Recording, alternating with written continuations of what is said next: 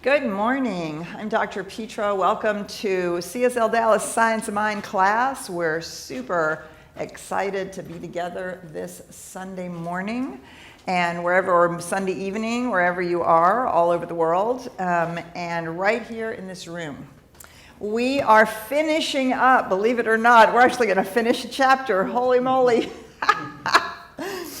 And so this first chapter in the Science of Mind, right, is all about discussing the nature of reality. And most importantly, the nature of the reality from which creation comes, right? Because that's always the question. How did all this get here? And what is actually going on? So we talked about the voice of God and the thought of God, and which is also the Word of God. We've talked about these couple chapters. So now we're going to come to this little, these sections. So now we're going to come to this little subsection called Spirit Knows Itself. And this is, so I'm going to read it to you, and we're going to stop in a minute, along the way, and then I want to explore it by reading it with different words. So first of all, let's start. Spirit knows itself. It is impossible to conceive of anything other than the Word of God being that which sets power in motion, right? And the power that is being set in motion is the power to create, to make the universe and all of creation become manifest. Now remember, the Word of God has been defined in the previous two sections. So in the section called the voice of God in creation, this voice, this word, is in the second paragraph defined this way. All that happens must happen by and through an interaction upon itself. What would be the nature of this interaction? It could not be physical, right? Because it's pre-form, pre-physical. It cannot be physical as we understand physics, but would have to be by the power of some inner movement of life. Remember, we talked about that this impulse is an inner movement of life. That which sets power in motion. So we have an inner movement of life. And then in the next section that we went over last week, in the middle of the second paragraph, is this idea of the word or the thought, right, which we associate with something that comes out of our mouth or a series of words that we think, right? It seems to, let's see, thought is an inner process of consciousness. So we have an inner movement of life and an inner movement of consciousness that we're really talking about. And we use the word or thought or voice of God, right? Because we're trying to get a hold of this whatever it is that sets the creative process in motion, that sets creation into form. So it is impossible to conceive of anything other than the Word of God being that which sets power in motion.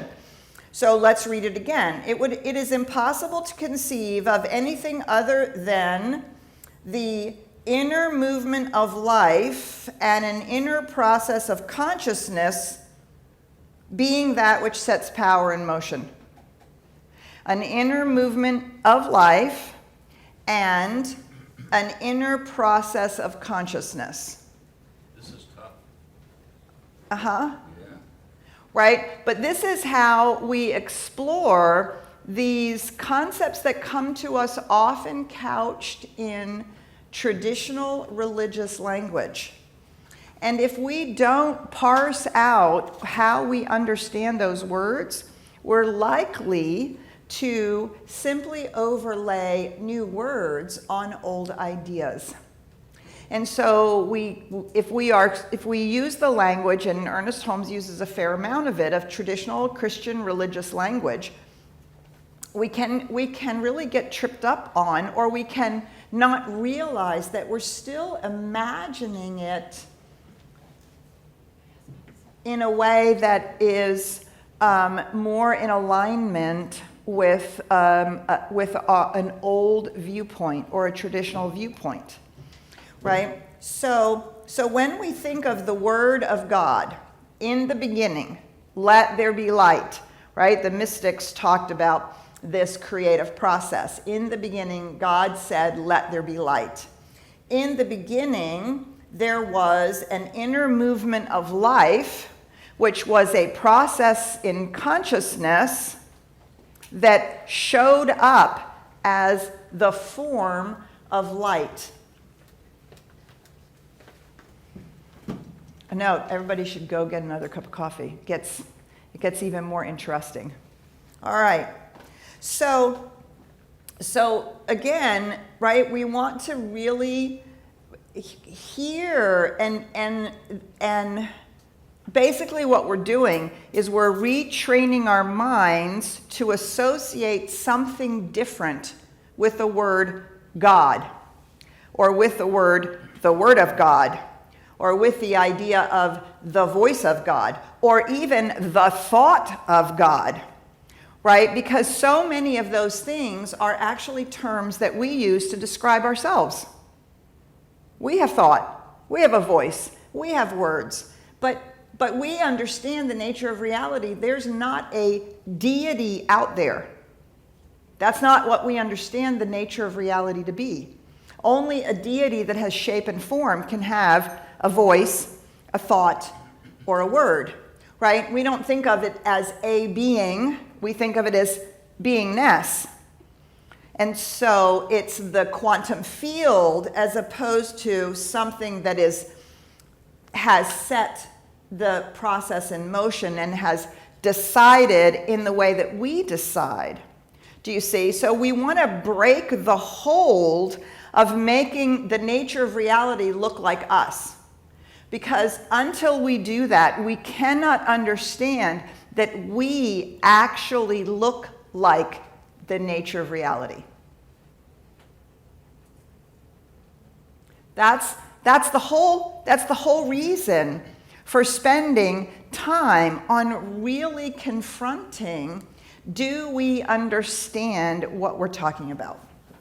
Okay, so let's go on to this paragraph. Here we go. God speaks, and it is done.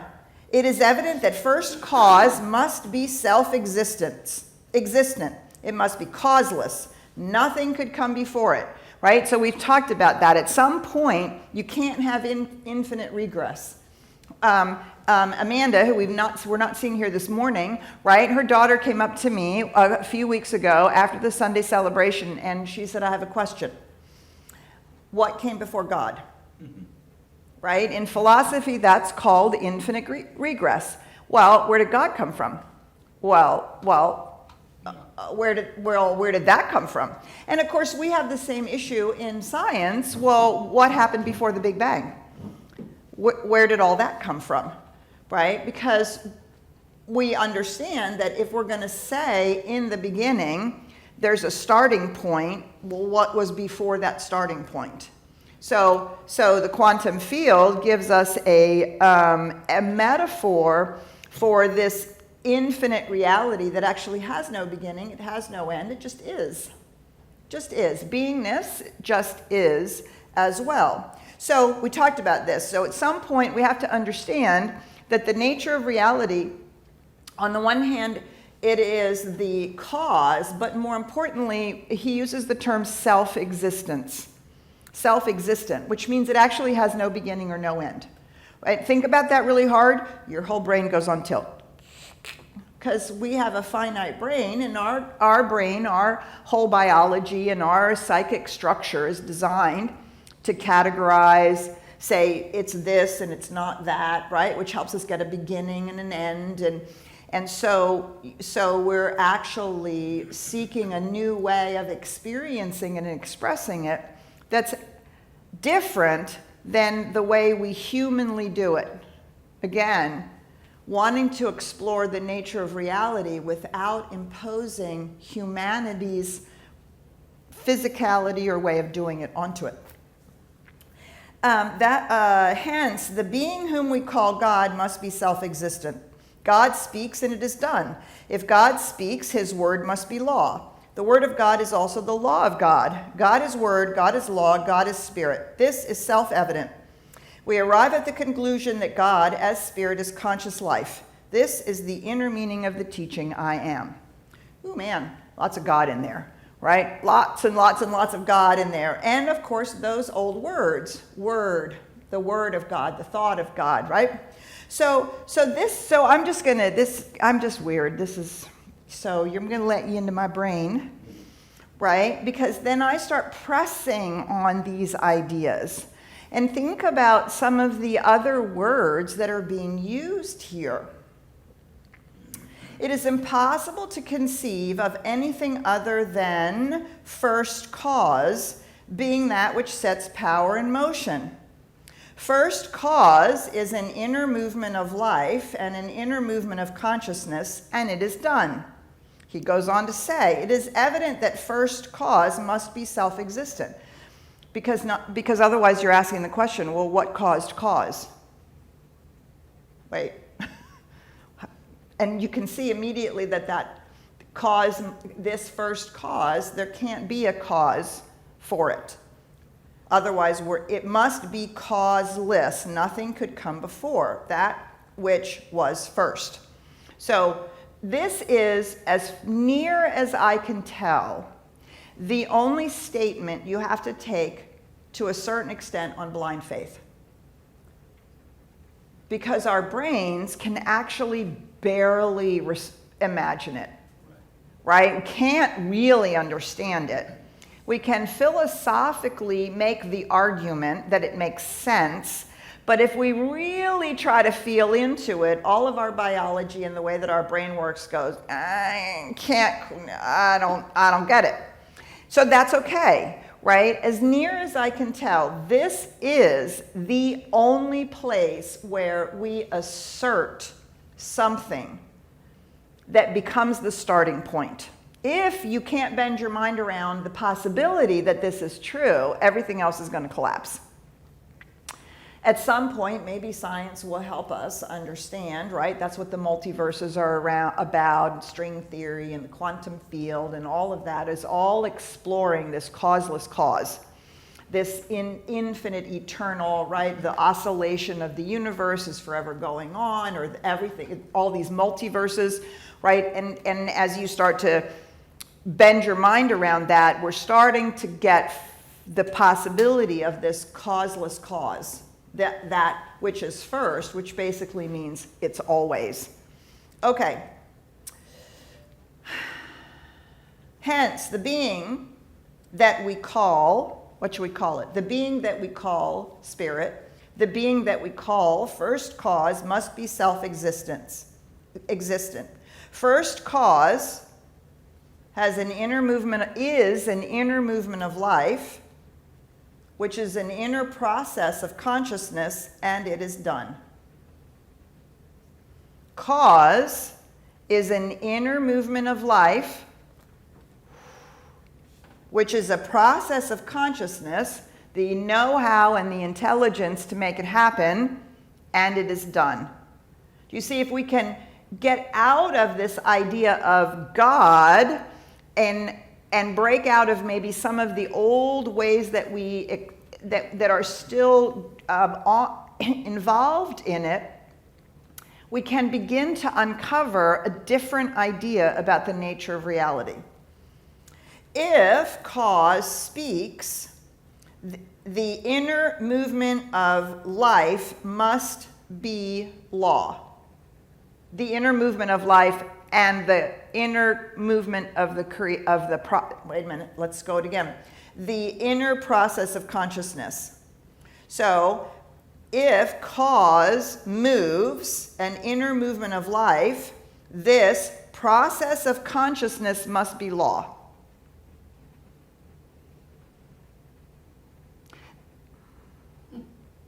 This is precisely what the teaching symbol is trying to show us. Precisely what the teaching symbol is trying to show us. To remind us this inner movement of life we call the impulse, the seed, the intention, the push. The inner process of thought is the creative process, the way the law takes that impulse and manifests it into form. And it must be done that way. When the inner movement of life has been made, the seed has been planted in our metaphor, it must be law, meaning it can't produce anything other than itself. The Word of God, therefore, the inner movement of life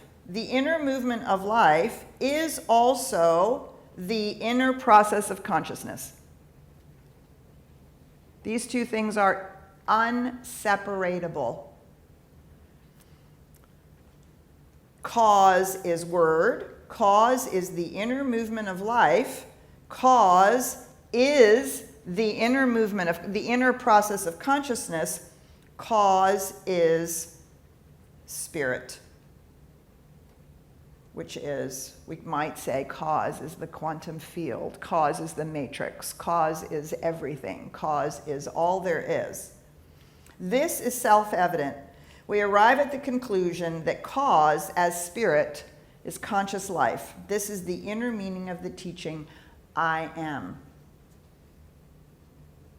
The inner movement of life and the process of consciousness, the inner process of consciousness, is the same, is unseparable, self-existent, always operating together, and is the way creation comes into being over and over and over again. Meister Eckhart says there isn't the only begotten Son, there is the only begotten Father that is forever begetting the Son and the daughter and all of creation, right? It's an eternal Alpha and Omega process. So that's where we get the infinity symbol. No beginning, no end. No beginning, no end. Constantly going on. And that it has a trajectory. There's an inner movement of life, which later on we talk about the impulse or the intention, and then there is an inner process of consciousness, which is the intelligence to know how to take that inner movement of life and turn it into a form and express as a form, which we call creation. I see lots of going,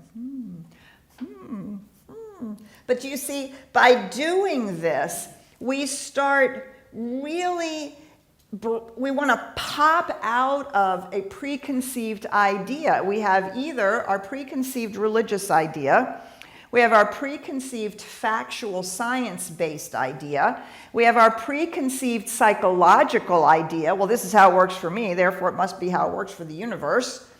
Right? And what we're trying to do is to explore an entirely new way of understanding the nature of reality. Actually, the truth is, it isn't an entirely new way. There's a lot of this that is drawn out of Hinduism. And the Hindus have been talking about this for 10,000 years. They use other metaphor words like Krishna and different words, right? We use God and Jesus in the West. They use other words in the Vedas and the Upanishads, and they're cloaking, because you can see, right? You can feel like, what? It's so much easier to just say God. Or it's so much easier to say God spoke, Krishna spoke, right? And then, the magic happened and the universe started, because the metaphor is easier for us to tell the story.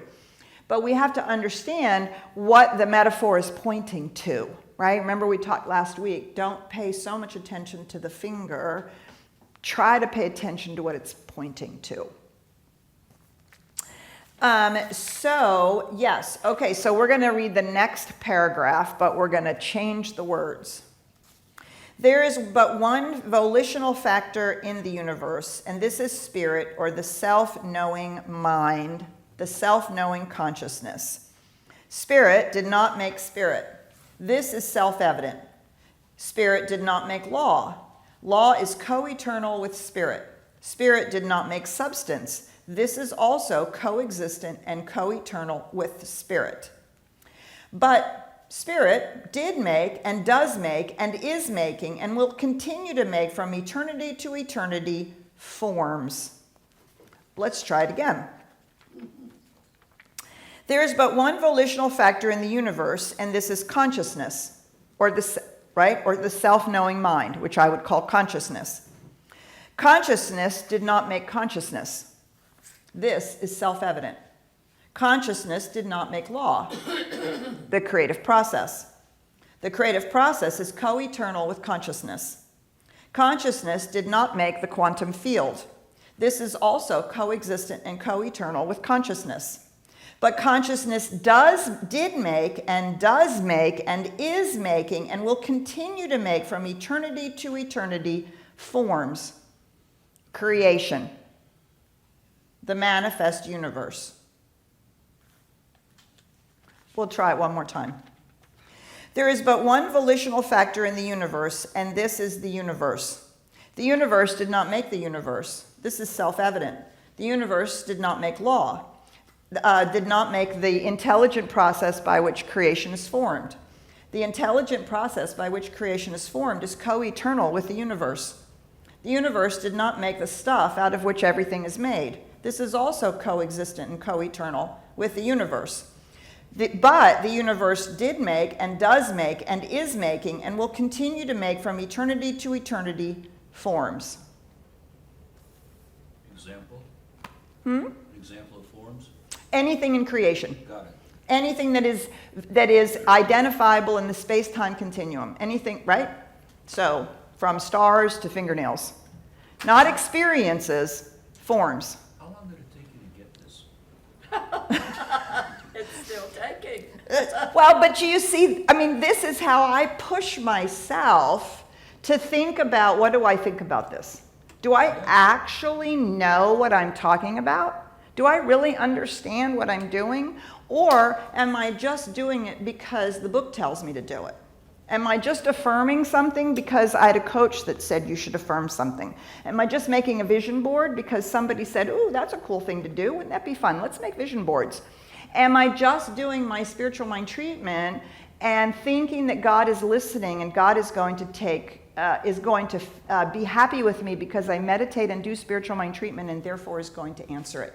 Do you see I don't want to overlay the old ideas into a new way of thinking. So I have to push myself out of the box into something new. All right, let's just stop there. Woo, man. I'm going to have some coffee. We're going to talk to Ryan. Good morning, Ryan. Well, good morning to you too, Dr. Petra, and good morning to everybody here in the room. And for everybody who's joining us all over the globe, welcome and thanks for being in community with us today. And to answer your question from my perspective, one of the things that I love is coming to this class because you get an idea of what's happening, and then you do have to ask yourself that question. What do I actually believe about that? Mm-hmm. Do I see that same evidence to be true in my life? Mm-hmm. And not only that, but if that's true, oh my God, what does that mean for my life? Right. Oh. Right. That is always the second question, but we can't ask that question until we have played around with the first one. Exactly. And for those who are joining us on Facebook, I know you guys here in the room aren't seeing this. Do you notice how crispy and clean our footage is today? That's because we're trying out a new experiment with the iconic Richard over here. We're actually streaming in a different way. Now, that being said, as it rains in my head, I just realized that if we have folks from online Zoom who speak, the folks from Facebook won't be able to hear you. So we have to figure that out. So what I'm going to ask is a special request today for the folks here on the Zoom room. Please put your questions and comments into the chat, and I will be your voice. How does that sound?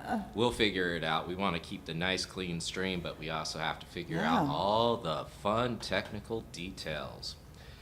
So, with that being said, for those who are here in the room, I have the magic baton, the microphone, and if you would like to ask a question or comment, please raise your hand and we can bring that to you. It looks like we got somebody here in the room already. And once again, for those in Zoom, feel free to put your questions inside of the comments and I'll bring that into the room. And then the same goes true for all of those who are on Facebook. Please put your questions and comments inside of the chat and I can bring those into the room as well.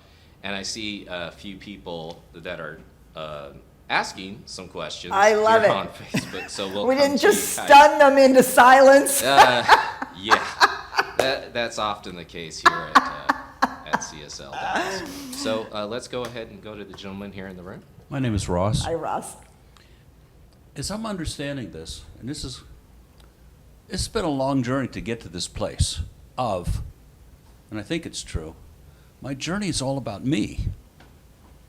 And it goes so counterculture to you're in a tribe, you're here to contribute to others. And the struggle I'm having is, I'm not even sure they're real. Everybody. The journey, we're creating our own existence, our own world, moment by moment. Am I making any sense at all? Well, so I think what happens here is we're conflating some ideas. Yeah. So you're talking about a purely perceptual idea of reality. It comes right out of Aristotle. So science of mind actually comes out of the Platonic line, and the Platonic line means that existence is in fact real. So the Aristotelian line, right, goes through and its ultimate end is nihilism, which is the only thing that is real is what I perceive. And I watch people in New Thought and spirituality say the same thing, which basically means you all are figments of my imagination. I have attracted you here because I have decided to do this, and you are here to either teach me a lesson, harass me, ask me questions, or somehow make me feel better. Well, that robs you of your essential nature. If you are only here as a figment of my imagination, that means you have no essential nature.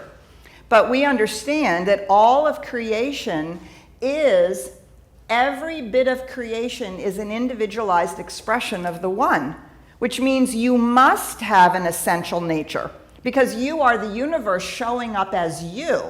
So we overindulge in the idea of I create my own reality, right? But that's it. We overindulge in that. No, we create our own reality. We are not creating the universe. That's why we're talking about the nature of reality, right? So it isn't all about us. It is about our perception of all of that.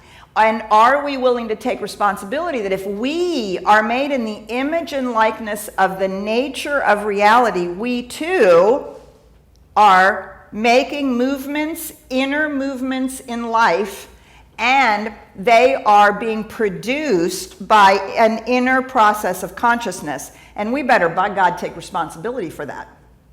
That's where responsibility comes in, which means I have to take responsibility for how my choices and my inner movements are impacting others, right? We can collectively do it together. And so we are fundamentally embedded in the tribe, and it is always about what individuated expression of the universe you are here to contribute.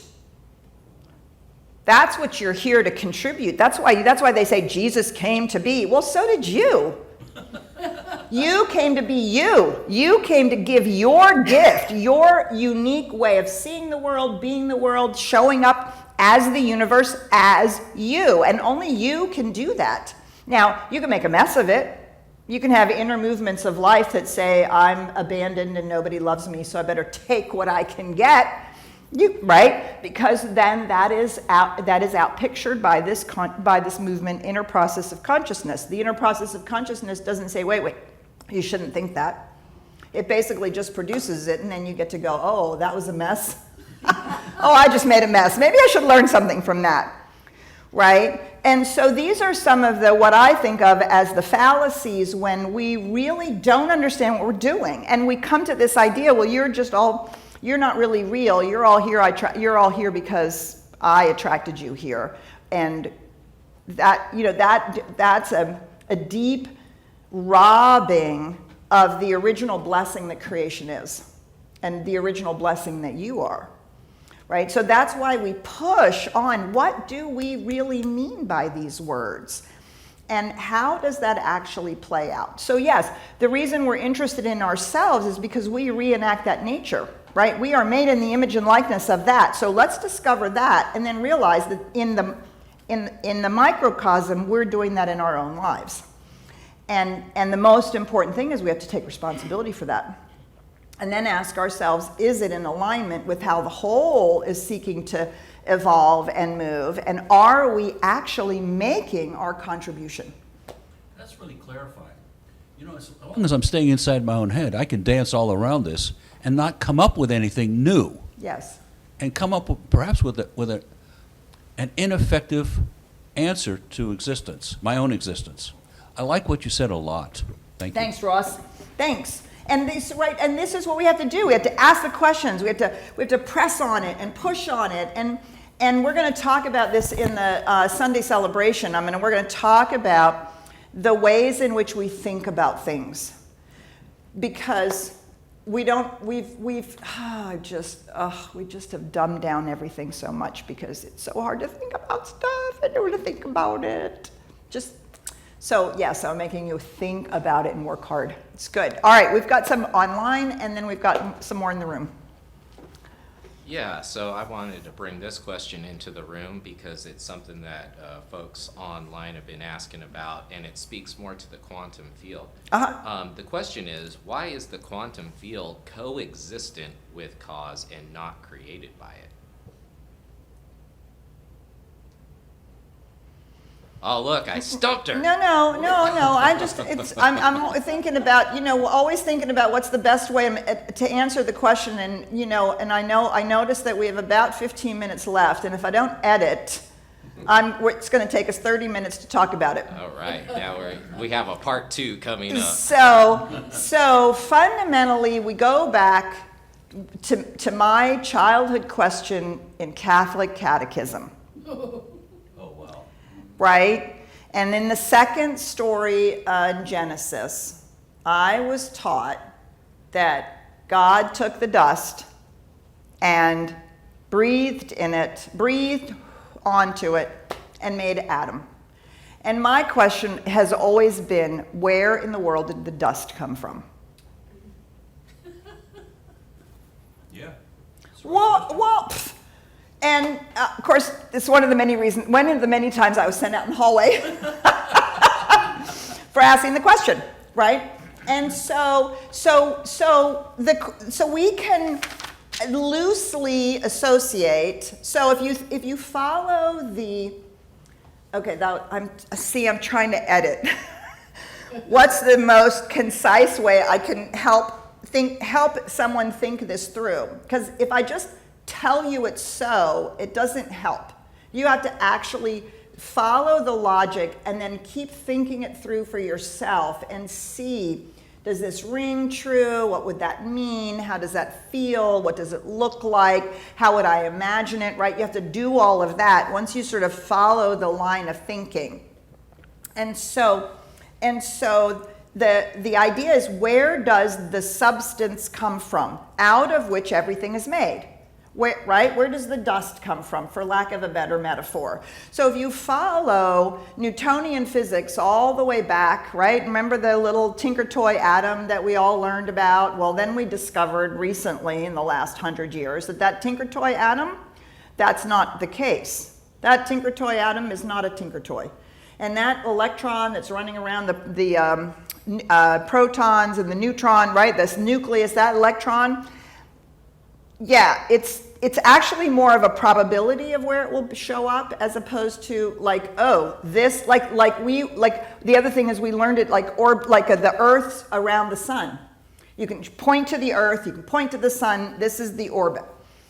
Yeah, that's not the case at all, right? So those electrons are winking in and out of existence.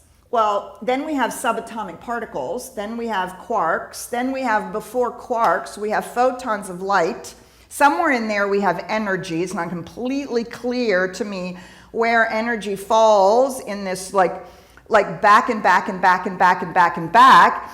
And ultimately, we get to the quantum field, which actually isn't anything at all. What? It's just waves. Waves that are the nature of the fabric of the universe. Like this is made of thread. And that thread is made of something, right? You have the warp and the woof, and together you have cloth. So you go back and back and back and back.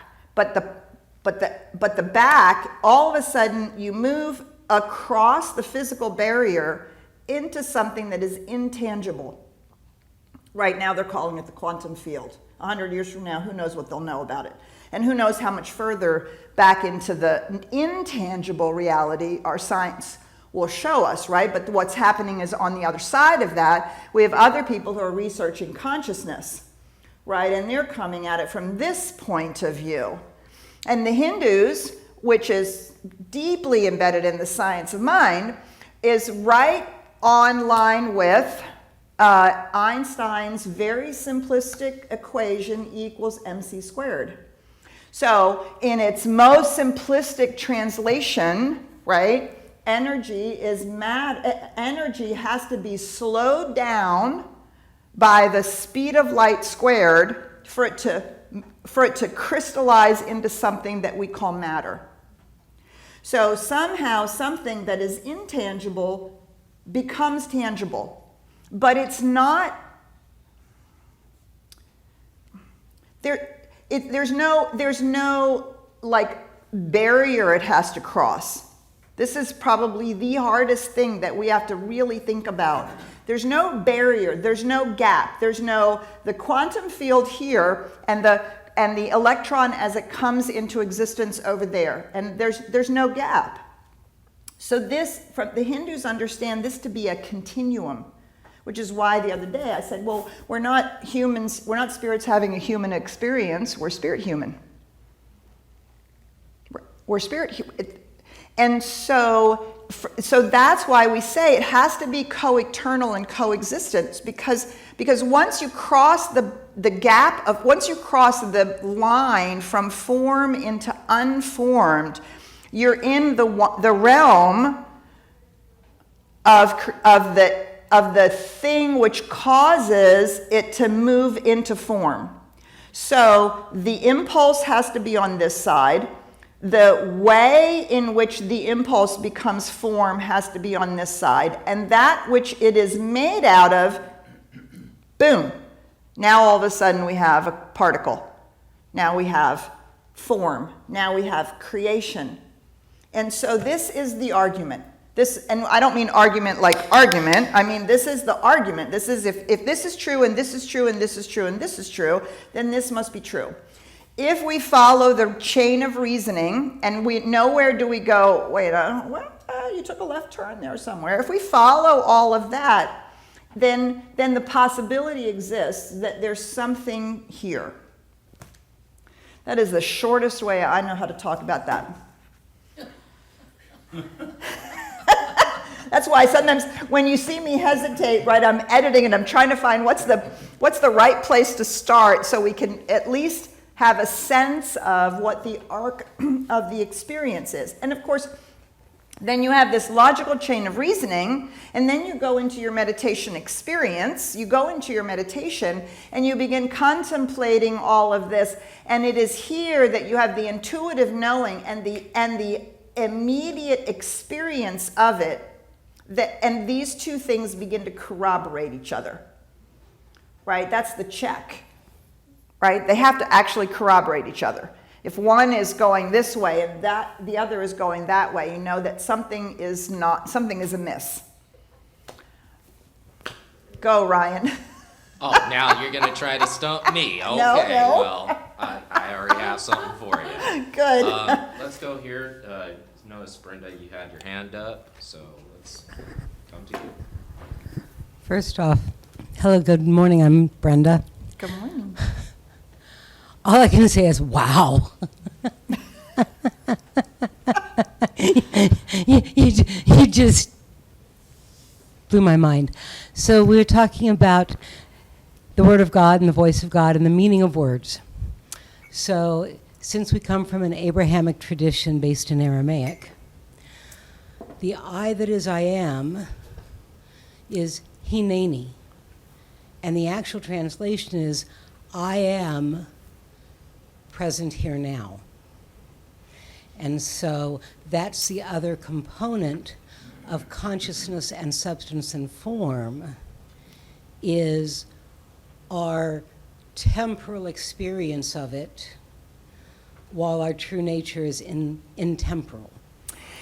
Yes, once we get to the human being, but right now we're not talking about us. Unlike Ross thinking, and we're always talking about ourselves, when we talk about the nature of reality, we are not talking about us. And it is one of the hardest things for us to do right now in current society. Actually, truthfully, when I first started teaching this stuff in many moons ago, it was actually much easier for us to talk about the nature of reality, because we were not so psychologized that we were so utterly self-referential all the time, right? And so we're going to hold that thought to when we get to that, right? Right now we're really trying to talk about the nature of reality, and ultimately we are interested in it because we do reenact it. But I really want us to do the hard work to break out of our ideas or our lazy thinking about it and examine, what do we actually think is going on, and can we describe it, and can we engage in some of these kind of hard questions? Where does the substance come from? What created the quantum field? Where does energy come from? All of these questions are super, super useful and interesting. And it's interesting to look at where the mystics have answered it, how science is answering it, how lots of other people are working with it these days, and see where the thread is. See where the thread is, that without the cultural trappings, or without the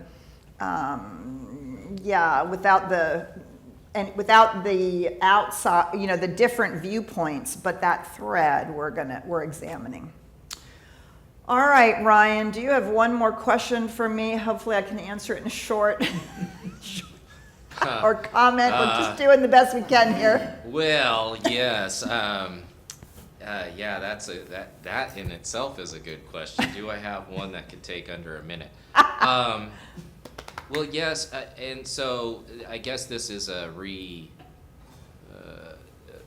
a way to reconfirm kind of what you were saying. Mm-hmm. It says, so if consciousness is the external process and consciousness makes all form, then my discipline around deliberately choosing my every thought is my most important moment, the moment of choice. Right. Because if I don't do that consciously, then unconsciously it's creating it anyway, because my consciousness never stops creating form. Is this right? Yes, yes, yes, and yes. Yes. Excellent.